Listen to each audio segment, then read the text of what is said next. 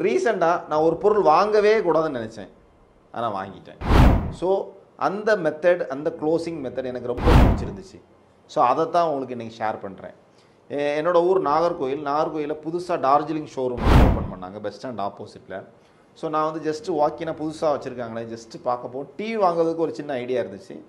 சரி சோனி டிவியை பார்த்துட்டு அப்படியே மேலே சார் ஃபர்னிச்சர்ஸ் சூப்பர் ஃபர்னிச்சர்ஸ் எல்லாம் இருக்குது, ஜஸ்ட்டு பாருங்கள் அப்படி. நான் இல்லை சார் ஐடியா இல்லை அப்படின்னு சொன்னேன். இல்லை சார் ஜஸ்ட்டு வந்து என்னென்னு பார்த்துட்டு போங்க அப்படின்னு சொல்லிட்டு ஜஸ்ட்டு பார்த்தேங்க.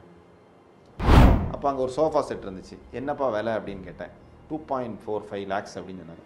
என்னப்பா இது 2.54 lakhs அப்படி என்ன இருக்குது சார், உட்காந்து பாருங்கள் அப்படின்னு பார்த்தா உட்காந்து பார்த்தா ரொம்ப கம்ஃபர்டபுளாக இருந்துச்சு. Remote, complete remote. நம்ம தான் வாங்க மாட்டேன்னு மைண்ட் செட்டில் தானே இருக்கோம் அப்படின்னு சொல்லிட்டு நானும் வந்துட்டு கீழே டிவி பார்த்துட்டே இருக்கும்போது அந்த எல்லோரும் சேர்ந்து சார் நாங்கள் வந்து கம்ப்ளீட் டெமோ ஃப்ரீயாக கொடுக்குறோம், ஜஸ்ட்டு பாருங்கள் உங்களுக்கு பிடிச்சிருந்தா வாங்க. நான் மைண்ட் செட்டில் நம்ம தான் வாங்க மாட்டேன் அப்புறம் என்ன அப்படின்னு சொல்லிட்டு ஒரு 8 பேர் ஒரு வண்டி பிடிச்சிட்டு வந்து வீட்டில் கம்ப்ளீட்டாக செட் பண்ணாங்க. ஒரு 1/2 hour உட்காந்து TV, woofer, complete woofer set, சோனியோட ஊஃபர் செட்டு, அப்புறம் அந்த ரிலாக்ஸ் சோஃபா செட் இருக்குல்ல அது போட்டுட்டு அவங்க போயிட்டு அவங்க நெக்ஸ்ட் டே வந்தாங்க.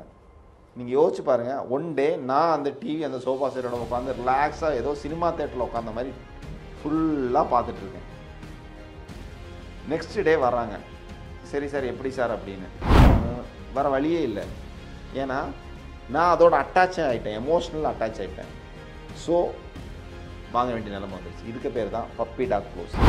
அதாவது ஒரு பப்பி டாக்னா பப்பி இருக்குல்ல நாய்க்குட்டி, அந்த நாய்க்குட்டியை உங்கள் கையில் கொஞ்ச நேரம் வச்சுட்டு திரும்ப வாங்கிட்டாங்கன்னா உங்களுக்கு ஒரு எமோஷ்னல் ஃபீல் இருக்கும் பார்த்தீங்களா, வாங்கிட்டாங்க அப்படின்னு. அதுக்கு பேர் தான் பப்பி டாக் க்ளோசிங். இந்த க்ளோசிங் டெக்னிக் பேர் தான் பப்பி டாக் க்ளோசிங்.